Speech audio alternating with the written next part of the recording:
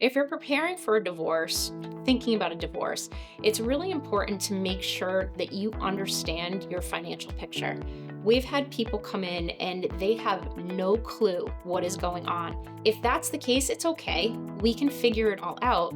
It just means that it's probably going to be more expensive because it's doing a lot of the legwork to get all the information.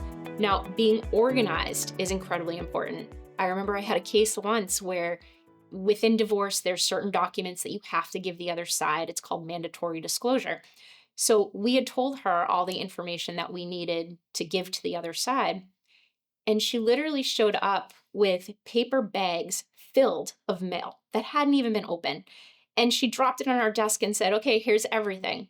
Well, that's a problem because we actually have to take the time to go through everything, to open up the mail, to figure out if it's junk, to figure out if it's what we need. That's not the ideal way to do it. If you're preparing for a divorce, get those ducks in a row. Make sure you have copies of your taxes. Make sure you have a copy of your marriage certificate. Make sure you know what banks you guys are utilizing. Most importantly, run a credit report. See if your name has been utilized for credit that you didn't know about. We had a case once where the wife came in thinking it was going to be a very simple process. We had her run a credit report, and she suddenly found out they were $300,000 in debt. That is not a surprise you want once the process has actually started. Change your passwords. That's something I don't understand why people don't do right away. Your phone, your email, your social media, especially if you're dealing with somebody who is toxic. They're going to try to utilize all of that. So protect yourself. Be careful what you're posting on social media. Ideally, you post nothing. In today's age, people are still posting. Make sure it's nothing bad about the other side. We've seen horror stories where people get up and they start talking about their divorce process or their custody litigation. They start talking bad about the other side. And a judge can see that. That 100% can come into a court case. And the judge can look at that and say, you're posting things that eventually your kids are going to see. And that is not in the best interest of your children. And that means we're now questioning your parenting skills and your choices. So be very, very careful what you're posting. Be very, very careful of those little fights that come up when your marriage or your relationship is at the end. Massachusetts has something where you are now allowed to use coercive control as a basis to obtain a restraining order, which is great for some people, but not so great for others, especially in a situation where someone is willing to lie, manipulate, or exaggerate what has happened in the relationship. You want to make sure you're protecting yourself, so cross your T's, dot your I's, hire a lawyer, and get your ducks in a row. Your day in court is finally coming. You've been waiting for it forever. You can finally get in and hear either feedback from the judge or at least maybe come to an agreement that allows you to move forward. So how do you prepare for that?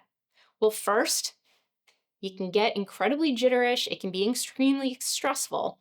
But what you don't want to do is go out drinking or do any sort of drugs the night before, especially if there's allegations of alcoholism or drug abuse or misuse. More than likely, the court is going to send both parties, not just the person who's being alleged to have the problem, both parties down for testing. And if you've had anything the night before, it's going to come up and it's going to bite you in the butt. So don't do that. Number two, make sure you get a good night's sleep. Court is incredibly stressful and it can be hard. You're laying in bed and you're nervous, you're tense. Really try to do your best to relax, incorporate meditation, incorporate breathing exercises. That will help you actually walk into court at your best. I always tell people, dress like you're going to a funeral. I used to say church, however, people don't really dress up a lot of times for church anymore. I think if you're dressing as you're going to a funeral, it's going to present an air of professionalism, and first impressions matter. If you walk into court and you haven't taken care of yourself, there's a high likelihood that the judge is going to look at that and say, well, this person obviously doesn't take this issue seriously. If you want to put yourself in position to get the best result possible, start with your appearance and let the judge know that you do take their time completely serious. If you have an attorney, your job is to just sit there and look good. You do not want to talk. Usually clients screw up their cases when they start talking. And this is really important if you are arguing in front of a judge. I've had clients where they start to talk and I kind of dig my heel into their foot because it's important for them to remember they are hiring an attorney to argue for them. That is our job. Let us do our job. I've had people say, they were throwing all these things out at us. Why didn't you respond to every single thing? Well, we might not have to. An attorney understands what needs to be argued, so please let them do their job. Another thing that's important is to get there early. It's really stressful if you're running into court at the last second. If you have legal representation, they should explain to you exactly where you need to go. But even if you don't, get there early enough so you can find your way around the courthouse.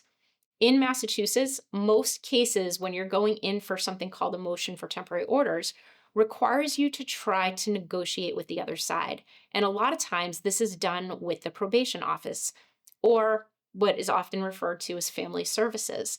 And this is almost like a pre mediation session. So be prepared for that because that's going to give you the opportunity, sometimes the last opportunity, to make the decisions and keep that control in your own hands. If you're not able to come to an agreement, that's when you can go in front of the judge.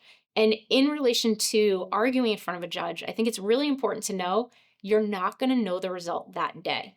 The judge is going to do something that's called take it under advisement. And that means they're going to think about it and they're going to issue an order that usually is mailed out sometimes within a couple weeks and sometimes within a couple months. So it's always best if you can come in prepared to negotiate and understand where you're willing to give and where you're not. But if not, that's usually the process. If you're headed into a divorce or custody litigation and you're concerned of making sure that you're putting your best foot forward, give O'Connor Family Law a call. We'd love to work with you and strategize your case to make sure that you are presenting yourself well to the court and that you do have the best chance to get the result that you are looking for.